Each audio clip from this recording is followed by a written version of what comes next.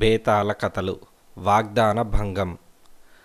పట్టువదలని విక్రమార్కుడు చెట్టు వద్దకి తిరిగి వెళ్ళి చెట్టుపై నుంచి శవాన్ని దించి భుజాన వేసుకుని ఎప్పటిలాగే మౌనంగా శ్మశానం కేసి నడవసాగాడు.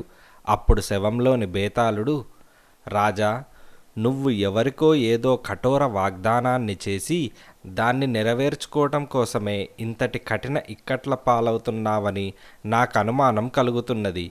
ఇదే నిజమైన పక్షంలో ఎటువంటి వాగ్దాన భంగం చేయకుండా చివరిదాకా ఉండగలవా?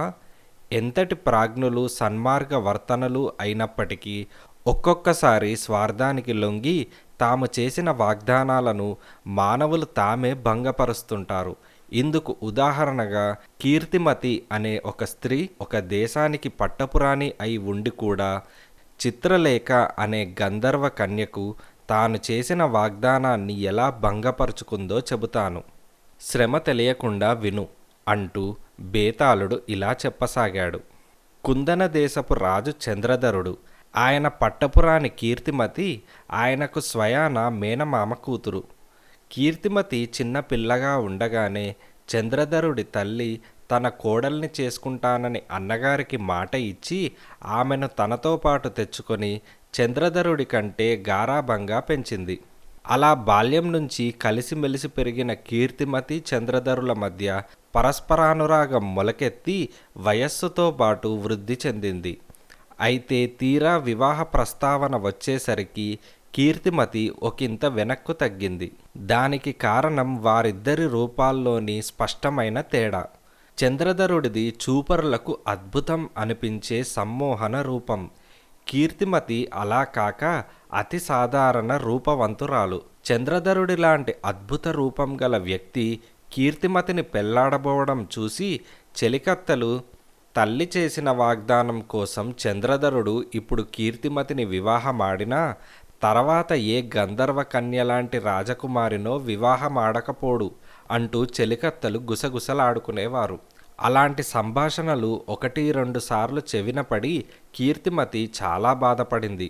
చివరకు చంద్రధరుడితో ఒకనాడు తాను అతడికి తగిన దాన్ని కానని తగిన సౌందర్యవతిని చూసి వివాహం చేసుకోమని చెప్పింది. దానికి చంద్రధరుడు చిరునవ్వు నవ్వి, కీర్తిమతి, వివేకం లేని ఎవరో మూర్ఖులు మనిద్దరి గురించి అసందర్భంగా చర్చించుకోవటం నువ్వు విని ఉంటావు. వాళ్లకు తగిన సమాధానం కాలాన్నే చెప్పని అని అన్నాడు. ఆ మాటలతో సర్వ సంకోచాలు మటుమాయం కాగా కొన్నాళ్ల తర్వాత కీర్తిమతి చంద్రధరుణ్ణి వివాహమాడి ఆనందంగా జీవించసాగింది. అయితే వివాహమై సంవత్సరాలు గడుస్తున్నా సంతానం కలగకపోవటంతో కీర్తిమతిలో క్రమంగా అసంతృప్తి చోటు చేసుకోసాగింది. ఇటువంటి పరిస్థితుల్లో ఒక పౌర్ణమి నాటి రాత్రి కీర్తిమతి చంద్రధరులిద్దరూ నిండు వెన్నెల్లో నదీ విహారం చేస్తుండగా ఆ సమయంలో ఆకాశ మార్గాన చిత్రలేఖ అనే గంధర్వ కన్య వారిని చూడటం తటస్థించింది. ఈ చిత్రలేఖ విద్యున్మయుడనే గంధర్వ రాజకుమార్తె. అసమాన సౌందర్య రాశిగా గంధర్వలోకంలో ఖ్యాతికెక్కిన స్త్రీ. గంధర్వుల్లో తనకు తగిన సుందరుడైన వరుడెవ్వరూ లేడంటూ తోసివచ్చిన చిత్రలేఖ రాజసం ఉట్టిపడుతున్న చంద్రధరుణ్ణి చూసి ఒక్కసారిగా మోహపరవశురాలైంది.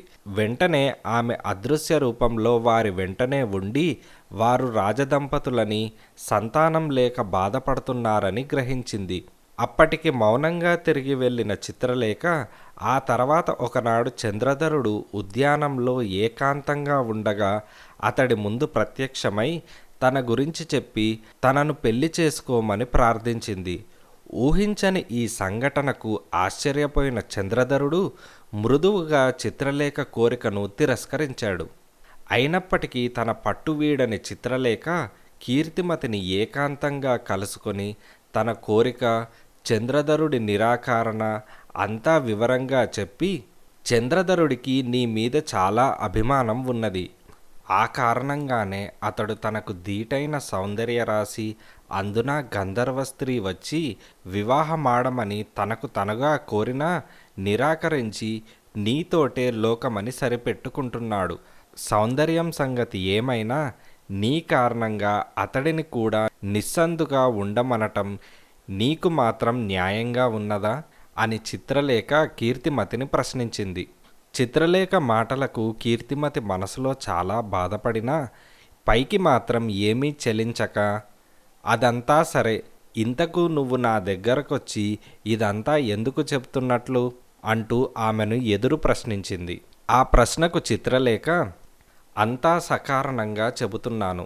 నువ్వు నీ భర్త సుఖ సంతోషాలే ముఖ్యంగా ఎంచే నిస్వార్థ పరురాలివే గనుక అయితే నన్ను పెళ్లాడమని అతడికి నచ్చజెప్పి మా వివాహం జరిగేలా చూడు. ఏడాది తిరగకుండా అతడు నా బిడ్డతోనూ నాతోనూ ఆనందంగా గడపగలడు. నన్ను పెళ్లాడినంత మాత్రాన చంద్రధరుడు నిన్ను చిన్నచూపుగా చూడడు సరికదా. నీ నిస్వార్థతకు నిన్ను మరింతగా మెచ్చుకుంటాడు. బాగా ఆలోచించు అని చిత్రలేఖ కీర్తిమతితో అన్నది. కీర్తిమతి చాలాసేపు మౌనంగా ఊరుకొని చివరకు, అయితే నాదొక షరతు. ఈరోజు చైత్ర బహుళ పంచమి. ఈనాటి నుంచి సరిగ్గా 1 సంవత్సర కాలం నాకు గడువు ఇవ్వు. రాబోయే చైత్ర బహుళ పంచమి నాటికి కూడా నేను తల్లిని కాలేకపోతే చంద్రధరుడు నిన్ను వివాహమాడేలా నా సాయశక్తులా కృషి చేస్తాను.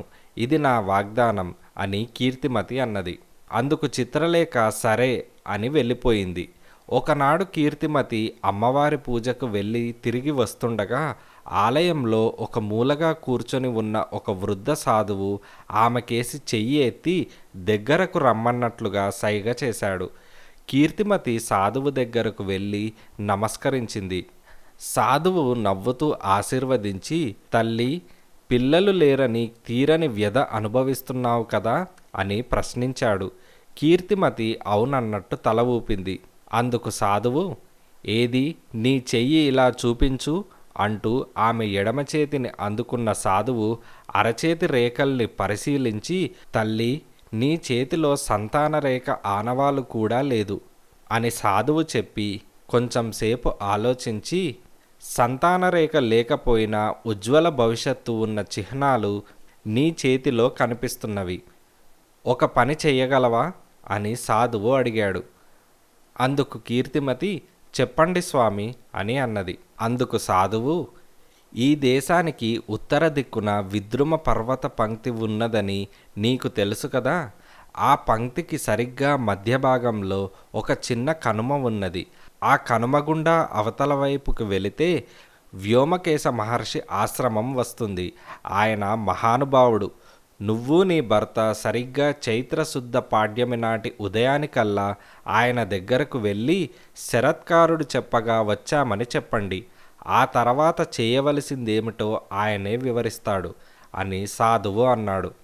ఆ మాటలతో మళ్ళీ ఆశ చిగురించిన కీర్తిమతి, అలాగే స్వామి, తప్పకుండా వెళ్తాం అని సాధువుకు నమస్కరించి సెలవు తీసుకొని తిరిగి వచ్చింది. ఆ రాత్రే అంతా వివరంగా భర్తకు చెప్పిన కీర్తిమతి, ఇదే ఆఖరి అవకాశంగా నా అదృష్టాన్ని పరీక్షించుకోవాలని ఆశపడుతున్నాను. నా కోసం మీరు కూడా కాస్త శ్రమ పడితే అంటూ కీర్తిమతి మౌనంగా ఊరుకున్నది. భార్య ఉద్వేగాన్ని గమనించిన చంద్రధరుడు, కీర్తిమతి, భార్యాభర్తలమైన మనం సుఖంతో పాటు దుఃఖాన్ని, సౌఖ్యంతో పాటు శ్రమను సమంగా పంచుకున్న నాడే జీవితం ఒడిదుడుకులు లేకుండా సవ్యంగా సాగుతుంది. కోరిక మనది, ఇద్దరం శ్రమించి వెళ్దాం, సరేనా అని చంద్రధరుడు కీర్తిమతితో అన్నాడు. తర్వాత సాధువు చెప్పిన విధంగా కీర్తిమతి చంద్రధరులిద్దరూ బయలుదేరి చైత్రశుద్ధ పాడ్యమి నాటి ఉదయానికల్లా వ్యోమకేశ మహర్షి ఆశ్రమం చేరారు. వృద్ధుడు కరుణామయుడు అయిన వ్యోమకేశ మహర్షి రాజదంపతులను ఎంతో ఆప్యాయంగా పలకరించి కుశల ప్రశ్నలు వేశాడు. అప్పుడు చంద్రధరుడు తమ సంతానలేమి గురించి చెప్పి కీర్తిమతికి ఆలయంలో శరత్కారుడు కనిపించిన వైనం అంతా వివరంగా చెప్పాడు. అంతా శ్రద్ధగా విన్న వ్యోమకేశుడు, నాయనా చంద్రధర, ఏది నీ కుడి చెయ్యి ఇటు చూపించు అని అన్నాడు. కొద్దిసేపు ఆ చేతిని పరిశీలించిన మహర్షి, నీ చేతిలో కూడా సంతాన రేఖ లేదు నాయనా. ఇక శరత్కారుడు ఊహించిన ప్రకారం ఏదో అద్భుతం జరగాలి, అంతే అని వ్యోమకేశ మహర్షి అన్నాడు. అద్భుతమా అంటూ రాజదంపతులు ఆశ్చర్యపోయారు. అవును, వివరంగా చెబుతాను వినండి అంటూ వ్యోమకేశుడు ఇలా చెప్పసాగాడు. ఇక్కడికి 3 యోజనాల దూరంలో అతి పురాతనమైన శివాలయం ఒకటి ఉన్నది. ఆ ఆలయంలో అతి ప్రాచీనమైన మామిడి చెట్టు ఉన్నది. ఆ చెట్టుకు సంవత్సరానికి ఒకే ఒక్క పండు కాస్తుంది. ఏదైనా కోరిక కలిగిన వ్యక్తి త్రికరణ శుద్ధిగా దైవ ప్రార్థన చేసి మనసులోనే కావాల్సిన దాన్ని కోరుకుంటూ దోసిలి పట్టి ఆ చెట్టు కింద నిలబడాలి. ఆ వ్యక్తి కోరిక ధర్మసమ్మతమైనదైతే పండు సూటిగా వచ్చి అతడి దోసిలిలో పడుతుంది. లేని పక్షంలో పండు నేల పాలవుతుంది. ఇక ఆ పండు తిన్నా ఎటువంటి ఫలితమూ ఉండదు. పండు దోసిట పడితే మాత్రం కోరిన కోరిక తప్పక నెరవేరుతుంది. రాత్రి చంద్రోదయ వేళకు అక్కడికి వెళ్ళి మీ అదృష్టాన్ని పరీక్షించుకోండి అని వ్యోమకేశ మహర్షి అన్నాడు. మహర్షి మాటలకు కీర్తిమతి, నాకు వేరే కోరికలు ఏమీ లేవు స్వామి. ఒక స్త్రీగా వివాహితగా సంతానాన్ని కాంక్షించటం ధర్మబద్ధమైన కోరికే కదా అని మహర్షిని ప్రశ్నించింది. మహర్షి ఆ ప్రశ్నకు జవాబుగా చిత్రంగా నవ్వి, ధర్మస్వరూపం చాలా సూక్ష్మమైనది తల్లి.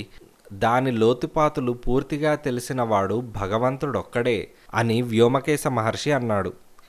ఆ తర్వాత మహర్షి చెప్పిన ప్రకారం రాజదంపతులిద్దరూ బయలుదేరి చంద్రోదయానికి ముందుగానే మామిడి చెట్టు దగ్గరకు వెళ్ళారు.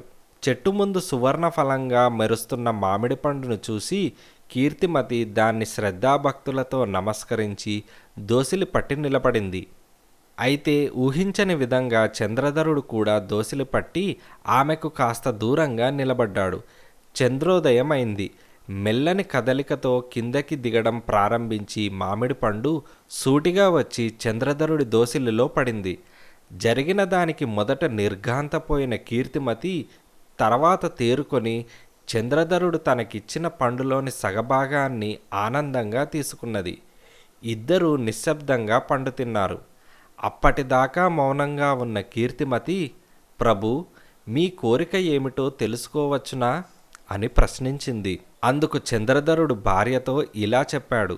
కీర్తిమతి, విద్యావతివి వివేకివి అయిన నువ్వు నా మాటలకు చేతలకు ఆనందిస్తావనే నా నమ్మకం. ఈ పవిత్ర వృక్షాన్ని మనం కోరబోయే కోరిక ధర్మసమ్మతమైనదే ఉండాలని మహర్షి చెప్పిన మాట గుర్తున్నది కదా. సంతానలేమి అనేది మనకు ఒక లోటు కావచ్చు, కానీ అది సృష్టి తాలూకు అధర్మం కానీ వైపరీత్యం కానీ కాదు.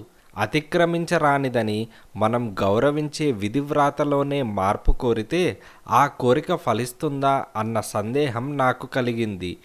పేదవాడు కసితో దొంగతనం చేసి ధనమార్జించటం, నిస్సంతు అయిన భర్త అగ్నిసాక్షిగా వివాహమాడిన స్త్రీను చులకన చేసి సంతానం కోసమంటూ వేరొక స్త్రీని వివాహమాడటం ధర్మహాని కిందకే వస్తాయి. అయితే వంశవృద్ధి కోసం అటువంటి ధర్మహానికే తలపడమని ఈ మధ్య కొన్నేళ్లుగా నాపై ఒత్తిడి వస్తున్నది. అందుకే ఈరోజు పవిత్ర వృక్షాన్ని ఇలా ప్రార్థించాను. ఓ ధర్మమూర్తి, అగ్నిసాక్షిగా దంపతులమైన మేము మా జీవిత చరమాంకం వరకు ఆనందంగా జీవితం సాగించేలా ఆశీర్వదించు అని ప్రార్థించాను అని చంద్రధరుడు కీర్తిమతితో అన్నాడు. భర్త మాటలకు దిగ్భ్రమ చెందిన కీర్తిమతి తనకు సంతానం లేకపోయినా అటువంటి వ్యక్తి భర్త అయినందుకు ఆనందంతో గర్వంతో పొంగిపోయింది. ఆ మర్నాడే రాజదంపతులు రాజధానికి తిరిగి వచ్చారు. ఆ తర్వాత కొద్ది రోజులకు చైత్ర బహుళ పంచమి నాడు చెప్పిన ప్రకారం చిత్రలేఖ వచ్చి కీర్తిమతిని కలుసుకున్నది. కీర్తిమతి ఆమెను ఆదరించి కూర్చోబెట్టి, చిత్రలేఖ, వాగ్దాన భంగం చేస్తున్నందుకు నన్ను క్షమించు. నా భర్త ఏకపత్ని వ్రతుడు అంటూ జరిగిందంతా వివరంగా చెప్పింది. అంతా విన్న చిత్రలేఖ, కీర్తిమతి, నువ్వు చాలా అదృష్టవంతురాలివి, త్వరలోనే సంతానవతివి కాగలవు అని చిత్రలేఖ వెళ్ళిపోయింది. చిత్రంగానే ఆ తర్వాత కొన్నాళ్లకు కీర్తిమతి గర్భవతి అయి చక్కని బిడ్డకు తల్లి అయింది. బేతాళుడు ఈ కథ చెప్పి, రాజా, కీర్తిమతి చిత్రలేఖకు ఇచ్చిన వాగ్దానాన్ని భంగపరచటం స్వార్థం కాదా? సంతానరేఖ ఆనవాలు కూడా లేని ఆమె తల్లి కావటం చిత్రంగా లేదా? ఈ సందేహాలకు సమాధానం తెలిసి కూడా చెప్పకపోయావో నీ తల పగిలిపోతుంది అని బేతాళుడన్నాడు. దానికి విక్రమార్కుడు, కీర్తిమతి స్వార్థంతో వాగ్దానాన్ని భంగపరచలేదు. తను నిస్సంతునన్న భావం ఆమెలో ధృవపడే లోపునే భర్త చెప్పిన ధర్మసూక్ష్మం ఆమెను నిస్సహాయురాలిని చేసింది. ఆమె తన వాగ్దానాన్ని నెరవేర్చడం అంటే చంద్రధరుడు చెప్పిన ప్రకారం ధర్మహానికి పాల్పడటమే. ఇకపోతే చంద్రధరుడి ప్రార్థనలోనే ఒక చిన్న ద్వంద్వార్థం ఉన్నది. ఒకటి, తమ తలవ్రాత మార్చి తమకు సంతానాన్ని ప్రసాదించి ఆనందంగా జీవించేలాగా ఆశీర్వదించమని. 2, విధి ప్రకారం సంతానం లేకపోయినా తాము ఆనందంగా జీవించేలాగా ఆశీర్వదించమని ధర్మసూక్ష్మాన్ని అర్థం చేసుకున్న చంద్రధరుడి ప్రార్థనలోనే ఈ సూక్ష్మమైన తాత్విక భావశకలమే వారి తలవ్రాతను మార్చింది. మంచి బిడ్డను చూసి మురిసిపోయి ఆ బిడ్డ కోరిన కోరికలు కూడా తీర్చినట్టే ధర్మాధర్మ విచక్షణ జ్ఞానం గల చంద్రధరుడి ప్రార్థన అసాధ్యాన్ని సాధ్యం చేసింది అని విక్రమార్కుడు జవాబిచ్చాడు. రాజుకు ఈ విధంగా మౌనభంగం కలగ్గానే బేతాళుడు శవంతో సహా మాయమై తిరిగి చెట్టెక్కాడు.